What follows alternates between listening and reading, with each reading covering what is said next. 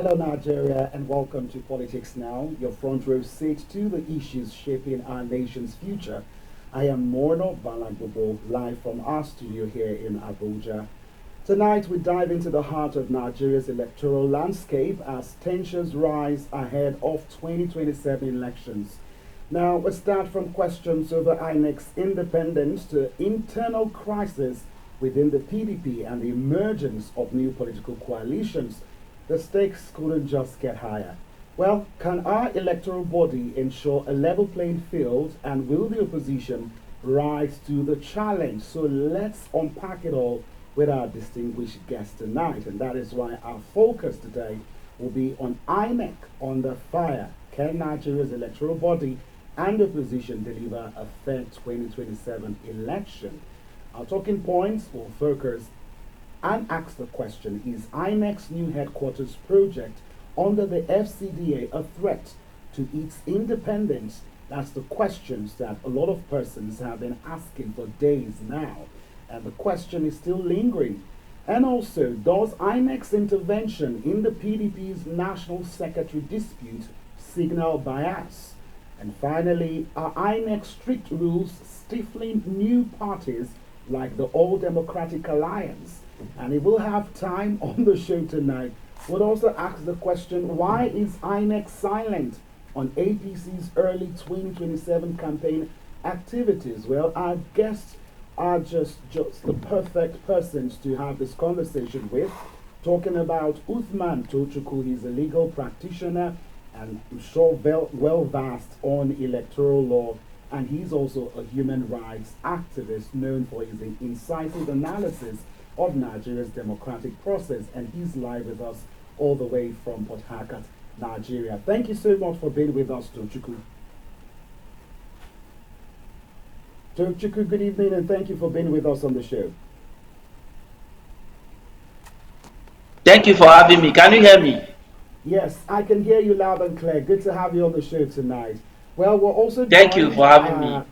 By Tony Bakanista. He's a PDP chieftain, former chief press secretary to the ECOWAS Youth Council. He's also a vocal advocate for opposition unity.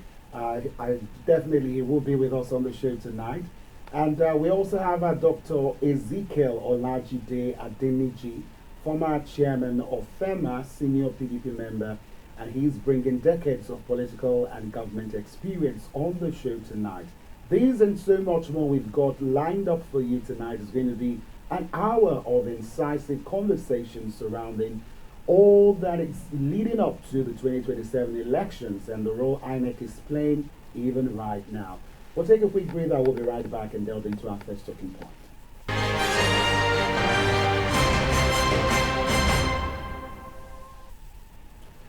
Good to have you back again. Now we begin with INEC's new headquarters annex in Abuja, flagged up by President Bola Tinubu. That was on the 17th of June 2025, but managed by the FCDA under FCTA some week. Now, critics, including the coalition of united political parties, warn this could erode INEC's independence given Wike's political ties. Is this a practical upgrade or a subtle power play? In the words of COP spokesman Ikenga Ugochinyere, he says, and I quote, "Why should a minister with clear political affiliations oversee INEC's infrastructure? This project smells of control and not support." So we have a graphic card to give us the detail of the project. So we have the INEC headquarters project. The detailed cost, according to reports, is estimated 10 billion naira, and the construction is still going on even after this time. And of course, FCDA is overseeing the project, and completion is being looked at to be around 2026. And let's not forget that the FCDA has built INEC facilities since 1991. So let's get to the conversation. Uthman Tochukwu joins us from River State. Once again, thank you so much for being with us on the show. So let me get right to my first question. Now, legally, does FCDA's involvement violate INEC's autonomy under the Electoral Act, or is this within the government's purview? Because there's been so many reactions to this. So I'd like to have you say. Oh, thank you so much. Sorry, they've just taken my light here, and I believe that to come back soon. Can you see me? Yeah, we don't worry. I think we'll sort it out from our end, or you can go ahead. My power had just went off here, and it's getting dark. Uh, And no it will problem. be Just back go soon ahead with the while I join you. conversation. We'll make do with your cards, and Yes, whether the hopefully question you when ask you're is whether legally they have violated the yes, provisions of the Electoral Act. Yes, legally no, they have not. But thank God light is back. Legally they have not, thank God, finally but it's out. morally, yes, morally it should be faulted because INEC is supposed to be an independent institution, right? And any kind of assistance or any kind of romance that INEC could be having with any of the federal government agencies should be frowned at, especially when you look at the fact that the election is around the corner. It should not be something that we should condone. Sometimes some things are not legally frowned at, but if you look at it from moral perspective, especially when it has to deal with the election and the power that be, it becomes so frowned at for federal government to extend such kinds of fellowship at this critical time of our election. Um, it should be unacceptable, and I expect the opposition to kick against it. And I also expect INEC to reject that Greek gift, as I may call it in my own terms. I do not expect federal government under the leadership of Honorable Minister of FCT to begin to change. After all, the INEC headquarters where they are currently occupying has no problem. They can manage it.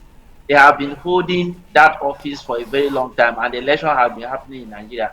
This is not the best time for this kind of extension of House of Fellowship by federal government to construct a new building for INEC headquarters. I do not support that, and I think that it is something that the opposition should rise against it and make sure that it get it stopped because it's going to influence definitely. Because INEC is not an inanimate object. INEC are human beings, and human beings are prone to being influenced with the style of the way things are going in Nigeria today. I do not think that it is proper for the FCT minister to continue to supervise that project. In fact, for me, the project should be stopped and let them continue with their current building until the election is held after 2027. All right. Thank you very much, Tochuku. Now, of course, during the day of that project, the FCT minister categorically said, I mean, this is something that is not new. And even the INEC chairman, as if he knew that there was going to be so much backlash after this. And, he was like, this is not the first time. But looking at this particular project now, and the role that Eyesom Wike is playing in this particular project, it's really concerning for a lot of people, especially when you look at the fact that this same FCT minister built buildings, homes for judges, and of course, that was clearly defended by him. And now we have this in full play. So, I mean, the whole system, like alleged hijack. I know you recall the president's speech during Democracy Day where he said that, I mean, there's this allegations that Nigeria is turning into a one party state. So I wanted to ask you, looking at the stakeholders at play with this particular issue, especially as it relates to INEC, I mean, do you share those concerns about a one party state? I do not think one party state in Nigeria, just like Mr. President has said, that he's not going to encourage one party state. It's just a normal thing that happens in a democracy. And you could see how some political parties are being organizing, how some members of political parties are organizing themselves to have a register of another new party, which will form part of the coalition in 2027. With that being in play, I do not think that there will be a time in Nigeria where one party system will come to play. All I'm saying is that there will be always a defense from the part of government why things are being done the way they are being done, and that is not enough to not to fault them in whatever they are doing. I think that this particular building they are trying to construct for INEC is a is doing the right thing at the wrong time. They could leave it after election and let the building start after the election and not now.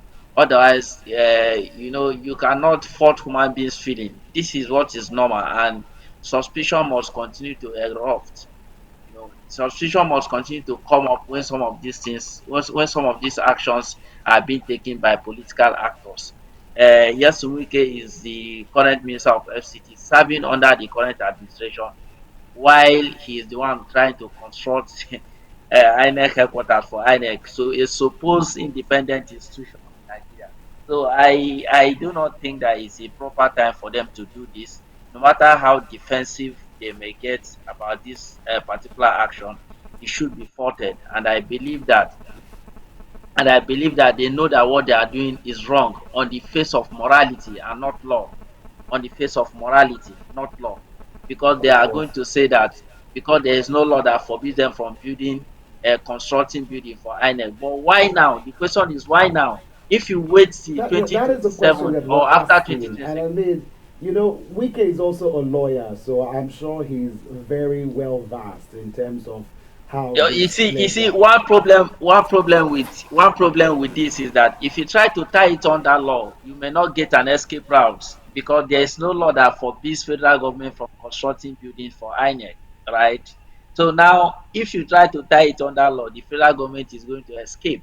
But you have to tie it under morality and the reality on ground. INEC is independent body in Nigeria, the electoral umpire, and the election is 2027, just 2 years from now, and we want to construct another new headquarters for INEC, what do you expect? Even if assuming without conceding that INEC is not going to play into your cards, right?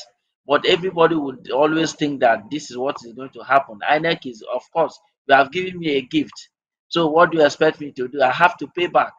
So this is the mind of the public, and the federal government need to tread carefully to avoid some of this suspicion. If there is anything Tinubu can do for Nigerians in 2027 is to give us free and fair election and allow a level playing ground. And by doing that, you must ensure that you do not do anything that will compromise or will suspect to compromise the integrity of the electoral process in 2027, because Nigerians is not going to accept that.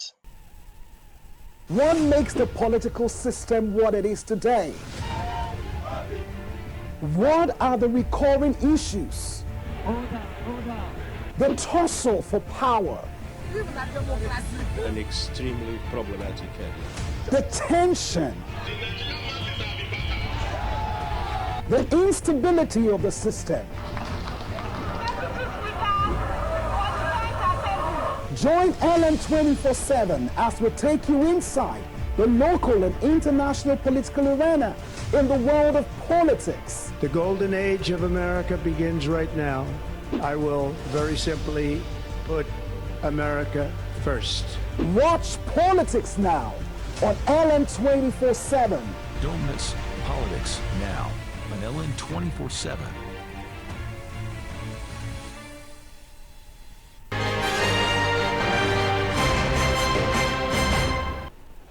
All right, many thanks for still staying with us. We do apologize for that break due to some technical issues. But so good to be back, and a special thanks to our guests who are still live with us. We've got Uthman Tochukwu still with us from Rivers State, legal practitioner. Tochukwu, thank you so much for staying with us.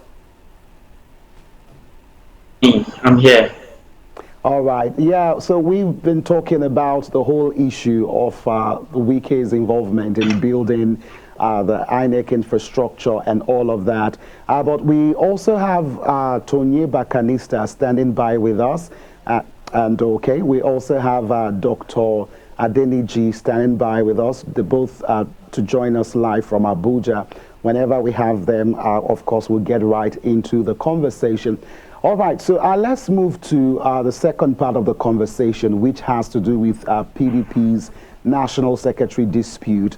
And of course, the next PDP's crisis is still on over its National Secretary leadership. This is something that has been going on for quite some time now. Recall that INEC rejected the party's June 30th, 2025 NEC meeting notice, insisting on Senator Samuel Anyanwu's signature over Sunday Ude Okoye, and the PDP accuses INEC's acting secretary Haliru Aminu of overreach, hinting at APC bias. So is INEC enforcing rules or meddling? So, of course, during the course of the show, we play the soundbite, but I think let's just take the soundbite again from Debo Ologunagba. And at that meeting, by a motion moved by the governor of Oyo State, seconded by the minority leader in the Senate, Senator Abamoro, it was approved that the 100 meeting should take place. And then there was a further direction that INEC should be informed by way of courtesy. It must be clear that INEC has no role whatsoever in participating in regular meetings of these bodies that I've drawn to you. They have no role at all. But I haven't established this background. The background is that these two meetings, as provided in the constitution for the bodies, INEC has no role. However, there's an exception. And those are the issues that the Supreme Court has said they are internal affairs of the party. To the extent that when we're holding NWC meeting, we don't tell INEC.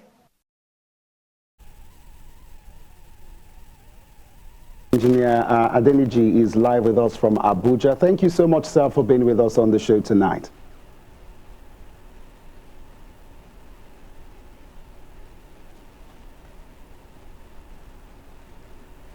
Hello? Yes, I can hear you. Thank you so much for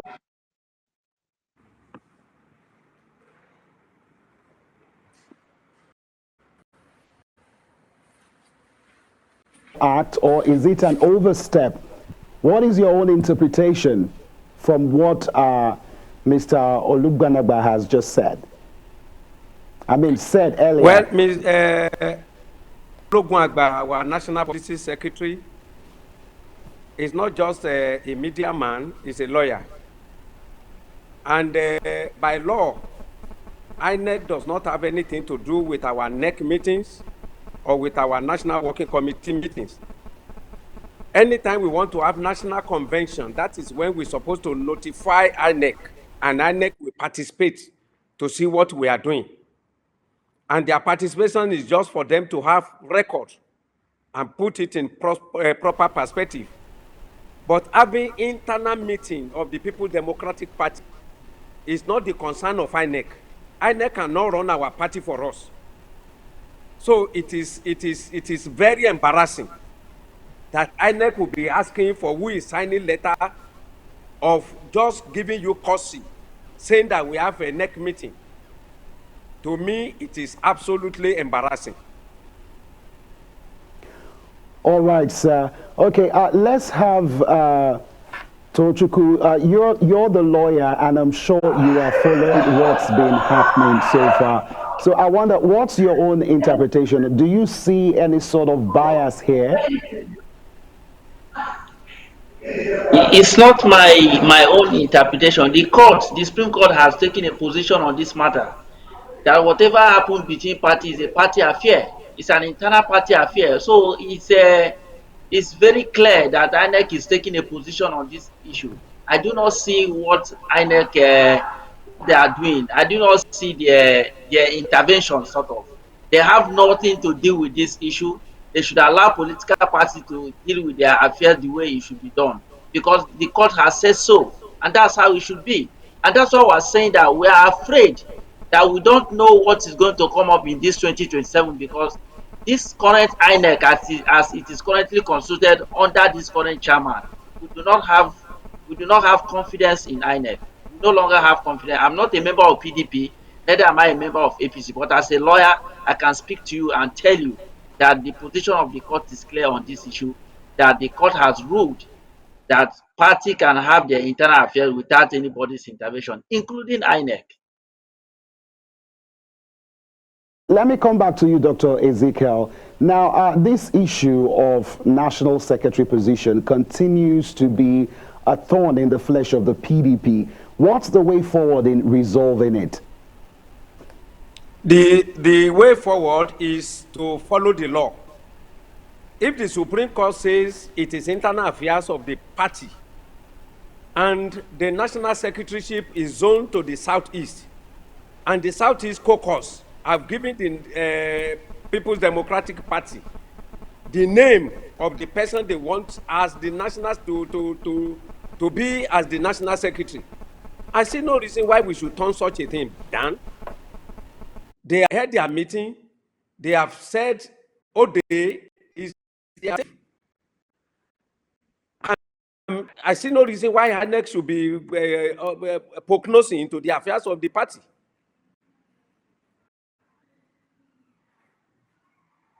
Our first talking point, which has to do with the FCDA's involvement in the building of the INEC headquarters. Of course, PDP, Nyesom Wike, the FCT minister, is overseeing that project, and of course, he's a member of your party, but I mean, he's the reality is that he's alert, he is in sync with the APC's agenda, so to speak. So you have him commission INEC office, building INEC headquarters, and now INEC is coming for your party to the extent that the spokesman really had to do that media press briefing to set records straight. So what's your assessment of the whole issue of whether the FCT should build INEC headquarters and its role in jeopardizing the independence of INEC as an institution? As FCT is constituted today, it is like a mini state. It is just like saying Nasarawa State should come INEC headquarters. It is very embarrassing that Minister of Federal Capital Territory will say they want to build INEC. Is it to compromise INEC? Does INEC not have their own statutory allocation from the federation directly to them? If they change their offices, be in their budget. And so, for a FCT minister to say they want to build headquarters for INEC is just to compromise them. It is illegal, it is evil, it is satanic. It is not correct. I mean, all state government could now volunteer to build a INEC for all the states. It doesn't work. INEC has their own budget to renovate the existing headquarters. They could do that. If they want to build another one, it can be in their budget, and they get the consultants and the contractors to do it. It's not for a sitting minister to say they want. It's just to compromise INEC. And immediately INEC is compromised, I mean, Nigeria has no hope. INEC is independent electoral commission. Must be independent of the judiciary, independent of the executive, independent of legislature. Okay, so doctor, we'll come back to you, but if you could kindly adjust your camera, your head is going off your shot, so that we can really be able to see you clearly. Okay, yeah, I think it's better. So before I come back to Tochukwu, who is a legal practitioner, we have a culture on LN24/7 to always engage our audience, and we put up a poll on our X platform asking you, the viewers, a question, and you can also go to our X handle to, of course, the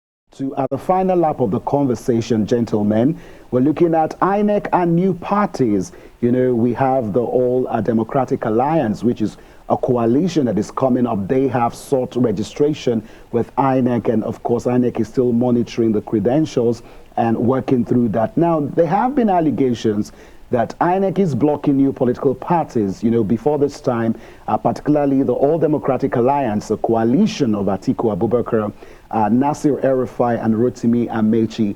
On June 23rd of 2025, INEC clarified the ADA's application is incomplete, but critics argue strict rules favor the APC. So is INEC stifling opposition voices? Let me come to legal practitioner Uthman Tochukwu. So are INEC's registration requirements constitutionally sound, or do they unfairly limit new entrants? I know there is a sort of specific requirements that you've got to ensure that if you want to start a party, you've got to meet those criteria. So what have you seen and what do you make of these allegations? Thank you very much. I think that there is a kind of sin between INEC and the administration not to allow some entrance into new political parties to get registered. That should stop. That should stop because every political party has the right to be registered, including me. I can decide to become a political tomorrow and approach INEC and met the requirements that is required by law to register the political party. INEC is hell-bent and bound to register it. Otherwise, I will go to court. So I think that what some of those opposition parties should do, if they attempt to register and INEC refuse to register them, and when they have complied with the requirement of the law to do the registration, if INEC refuse, they should mandate INEC to get them registered as political parties. We cannot accept this in a democracy. The of democracy is for one to thrive. Allow other political parties to. If the APC is not afraid under this current leadership of INEC, let them allow INEC to do their job and register all the political parties and allow them to come to the vote. I think that the option that is left for the opposition party now, if they are disallowed from furthering their registration, they should approach the court and make sure that they complete all their requirements as required by law and approach the court and mandate INEC to register them.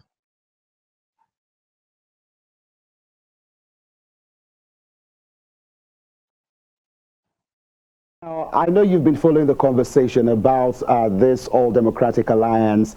It's no surprising that it's been speculated that Atiku Abubakar, Peter Obi, Nasir El-Rufai are the ones backing this new coalition. But publicly, they're still, still not saying anything concrete in terms of whether they are the ones fronting the party. So, Dr. Ezekiel, I want to ask you now, what is your take on this ADA, given the fact that Atiku, is, allegedly the one fronting it? So what is your take? He called for a coalition, and these are difficulties, so to speak, amidst the allegations that INEC is making it difficult, despite their statement on their X platform saying that this is not really the case. You've got to meet the criteria. So what's your take, sir?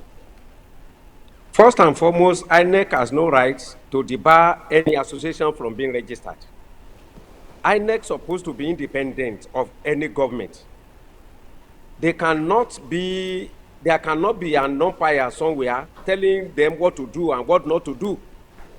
If the ADA has the requirements by law, there is nothing that stops INEC from registering ADA. And people saying that it's Atiku's baby, I don't know. I don't know of that. Atiku is the forefront of coalition, yes. But have you seen his name in the registration of ADA? Even if his name is there, he's a Nigerian. If my name is there, I'm a Nigerian. ADA, if it satisfies the requirement of being registered as a party, there is nothing absolutely wrong about that. I mean, when APC was registered, the government of the day did not go against them. And they became registered, and they got elected and deposed the government that was in power. That is what is all about democracy. Democracy is not about somebody saying that it's either me or nobody.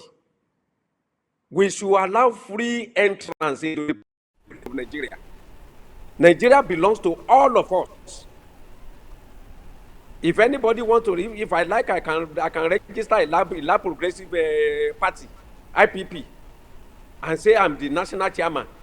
If I satisfy the requirement, nothing stop me from getting such a party registered. So we should not make Nigeria look like a banana republic where anything goes. On you, could ADA's emergence strengthen or fragment PDP's 2027 strategy?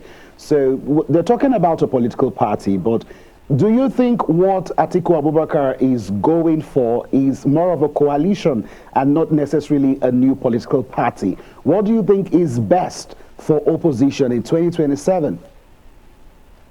I know you understand grammar. Coalition does not mean a political party. Coalition means other parties coming together as a front to confront the government of the day in the election. I mean, just like what happened in 2015, CPC, ACN, AMPP, they all came together as a coalition. And they say, well, we cannot adopt any of us. Let us have a new party. And the government of the day did not raise any eyebrow concerning the registration of APC. We allowed it to go.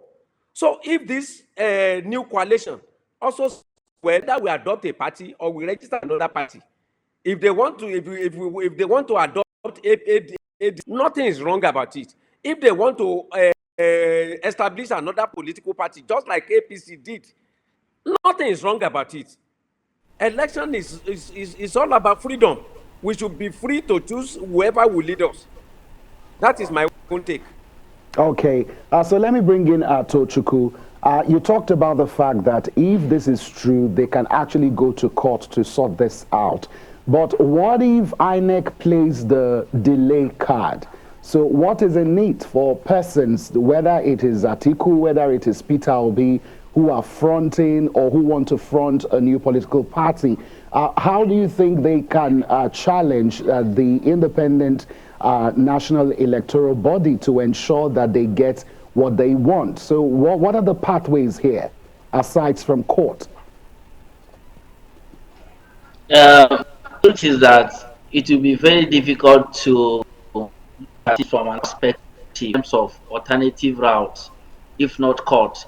If they have feel that they have certified the requirement of the law as established by the Electoral Act to be registered as a political party, and INEC is playing a delay tactics, they can still go to court to compel INEC to do the needful.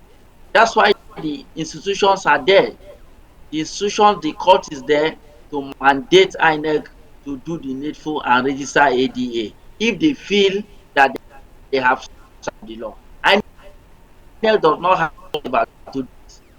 They have got no right under the law to delay the registration of such political parties if such organization as a political party, if they have met the requirement of the law. So I'm saying, I'm even advising them for free that since they tender the application on the internet, since they tender it, they should give INEC timeline to accept that application and register it as a political party. And if there's any further delay, they should go to court and compel it. That's what we're saying. All right, so let's move the conversation forward a bit. Still on the issue of INEC and APC's early campaigns. You know, normally INEC would give a timeline of when you should start campaigning and when you should stop campaigning. But I mean, we've seen APC's early campaign activities, we've seen endorsements, and we've seen billboards in some parts of the country. And I mean, this seems to defy the Electoral Act timeline. Yet INEC remains silent without any statement whatsoever that has been reported of late. And the PDP is already battling INEC over its internal issues, and I mean, sees this as further evidence of bias. So is INEC failing to enforce fairness? Let me still stay on you, Tochukwu. I think with all due respect to INEC, I do not expect this type of foul play on the part of INEC. It's a foul play because the law is very extant and clear on the guidelines to campaigns and when and where, how parties should conduct their campaigns. Now it's not even time, and all these things are already have silent. That's what I'm telling you, that we don't have confidence on INEC on this issue. We do not have confidence on INEC in 2027 election. I wish that the INEC chairman could, the current INEC chairman could excuse himself and allow a new chairman to come and conduct election in 2027, because I do not understand what is going on in Nigeria any longer. Why should APC be having people of Mr. President and other people campaigning for election when the time for campaign, the ban for campaign have not been lifted? It is very unfortunate and it is sad, and nobody is saying anything. So I think that it's unfortunate, and we should rise against this and call INEC to order.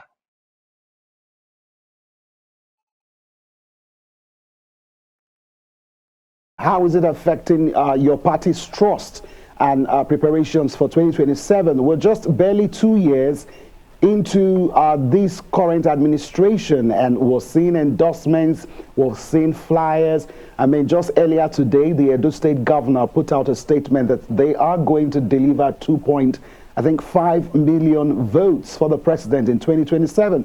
So what's your reaction, Dr. Ezekiel? Well, Nigeria is becoming lawless. Lawless is that such a foul play should not be allowed. But the only is that it is not the political party that is campaigning now. It's individuals like Tompolo putting billboards everywhere. The law enforcement should arrest those individuals. I mean, the billboard that we have never seen a place where it is APC that is putting billboard. Some individuals that, because of high service and what they will eat, they have those things around. The law enforcement agents should arrest such people. They are doing illegal things. The electoral law says that campaigns start about 150 days to the election. We are still in how many days? 365 times 2. About over 700 days to the election. Putting billboards everywhere. That is very, very, very illegal. And the INEC should also make a statement concerning that. And all the people that are involved will be legally dealt with by the law of the land. That is my take. Okay, sir. Thank you very much, Doctor. Let me bring in Tochukwu once again. Now, Dr. Ezekiel talked about sanctions. So can you just unveil what it will take and what the real punishment will be, so to speak? I don't know which word is appropriate now, punishment or sanctions. But how do you think INEC should respond if they really want to be taken seriously and move themselves away from the narrative of them not being transparent? They can ban the political parties from further campaigning and punish them for having breached the laws. Is that it's as simple as that. But of course, is that within the confines of the Electoral Act? Of course, that is within the confines of the Electoral Act. When you go against the campaign guidelines, INEC should punish, and it is provided in the law. So if I seem to be doing that, I also expect the opposition to go to court to drag INEC and APC to court, to be punished for going against the electoral guideline. And that is the beauty of democracy. If they can't do that, it means they are also toothless bulldog. I mean the opposition. The opposition are seeing a flagrant disobedience of the Electoral Act by the leading party, and they can't do anything. They can force INEC to take action if INEC does not do that on its own. Okay, let me come to Dr. Ezekiel. Now, at the National Assembly, there is calls for electoral reforms to have votes cast in the same day and have it electronically transmitted so that everybody can see, and there will be no need for the physical collation and all of that. There's also the bill for people outside Nigeria, those in the diaspora, to also to be able to come out and vote, and some other key bills regarding the electoral reform, which is still, still at the lower level in terms of how it will actually evolve to become law. So for you, apart from those concerns being raised in those bills, what are you looking out for? Also, another issue is the appointment of the leadership of INEC, and what do you think can be done to ensure that the independence of this body is not even questioned at all? Well, first and foremost, the law that established INEC, the appointment of INEC commissioners and the chairman is faulty. Since INEC is to conduct election for the executive arms of government, the executive should not be the one that will appoint INEC. If I have my ways, the judiciary should appoint INEC and swear them in as independent National Electoral Commission, so that they can be truly independent. But he that pays the piper dictate the tune. If it's the federal government that is paying their salary, paying all these things, it is unfortunate. That is why we're advocating that INEC should be getting their funds directly from the federal allocation. The federation, there is different the federation account and federal government. The federation account is supposed to distribute money to all the stratas of a government. The federation account is to give money to the federal government, to the state government, and to the local government.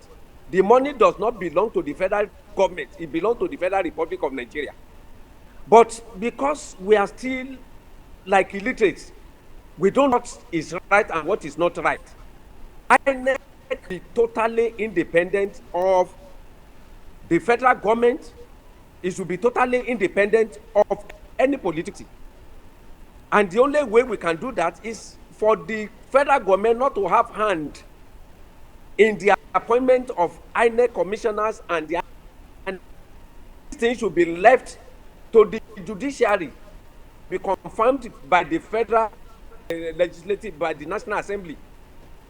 Okay. Otherwise, well, Dr. Ezekiel, we're almost running out of time, but I really want to thank you for your insights, and hopefully we can have you in the studio to talk so much more about the outlook for 2027. But before we go, let me get back to Tochukwu in Rivers State, Port Harcourt. Your final thoughts. So what are some of the suggestions you have for INEC and also the lawmakers at the National Assembly as Nigerians are calling for electoral reform? And what is your advice to the opposition with this new political front that's been pushed now, ADC, the All Democratic Alliance? What is your general overview for 2027, and what's your advice before we wrap up the show tonight? You've got less than a minute to do that. Yes, my advice to the opposition parties is to please form this coalition.